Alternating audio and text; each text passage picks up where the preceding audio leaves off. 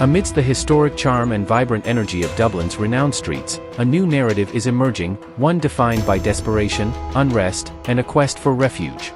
It's not just the UK grappling with a migrant crisis, Ireland is facing similar challenges.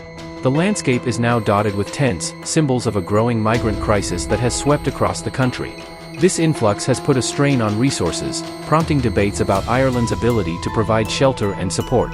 Alarm bells are ringing throughout the Emerald Isle as its streets witness arson, riots, and rising crime rates. Will the migrant crisis bring Ireland to its breaking point? Is Ireland starting to resemble Sweden? In today's podcast, we'll delve into these issues, exploring why some believe the EU is covertly dictating Ireland's immigration policies. Stay tuned to the end to understand these dynamics, and don't forget to subscribe and like this episode. Ireland, celebrated for its lush landscapes and iconic brew, has long been known as a land of hospitality. However, beneath its famed thousand welcomes lies a complex history of interactions with newcomers. The ancient Celts, with their tradition of guest law, extended a year of safety and hospitality to strangers. Yet, this open-door policy faced challenges when Vikings arrived, bringing both violence and cultural exchange. Then came the English, imposing centuries of conquest that restricted Irish movement and land ownership, especially affecting Catholics who faced severe ostracism. Despite these closed doors, Ireland's history showcases moments of compassion.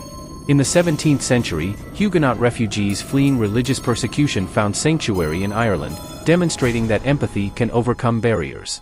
The 19th century Great Famine saw millions of Irish forced to flee starvation, seeking refuge mainly in America. Moving into the 20th century, Ireland fought for its independence and later showed the world its welcoming nature. After World War II, Ireland embraced Jewish refugees with open arms. Yet, this generosity has, at times, been perceived as a vulnerability, leading to challenges with unchecked migration in recent years.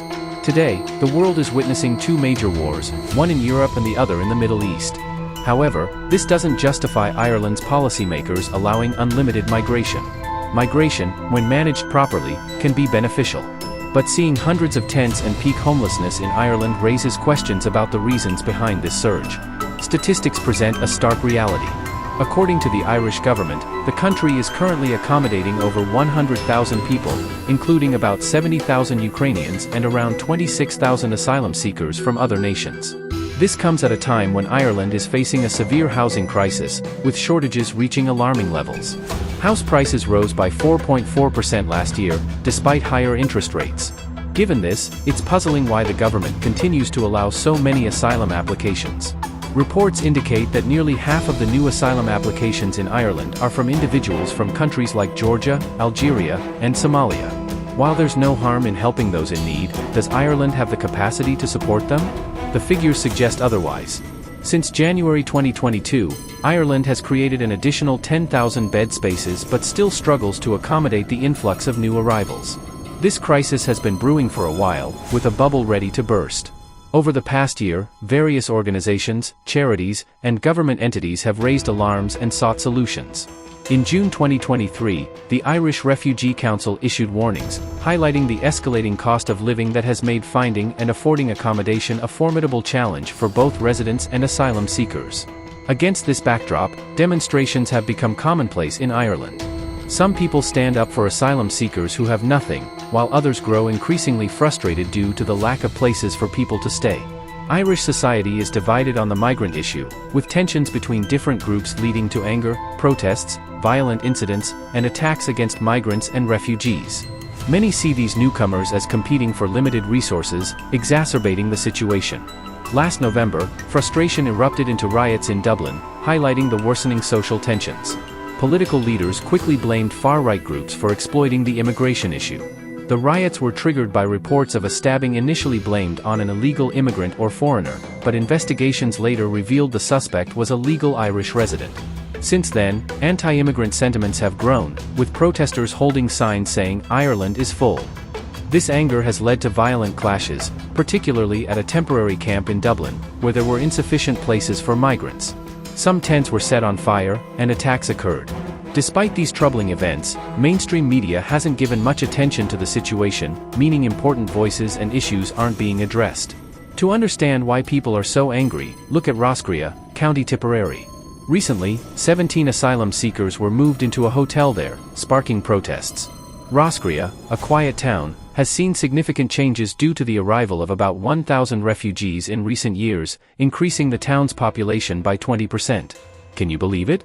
Ireland is struggling with money, rising house prices, inflation, and increasing crime rates, yet the government finds resources to house asylum seekers. Unlike recent years in Britain and continental Europe, immigration hasn't been a major issue in Irish politics before elections. However, the increase in asylum seekers has made it a top concern for voters. Recent surveys show most Irish people now want stricter immigration controls. Some believe Ireland is no longer in control, with suspicions that its policies are influenced from abroad. The government's immigration stance is fueling anti-EU sentiments. The Irish government is launching a legal case against the UK under the European Convention on Human Rights. Many are frustrated with the EU's influence over a country's actions, including the number of immigrants they accept. Leo Varadkar's administration claims it can address immigration issues through better communication and stricter laws against hate speech. However, the Irish public insists their concerns are valid and gaining political traction. The government's vision of a more diverse and open Ireland is taking shape, potentially sparking a backlash from populist movements.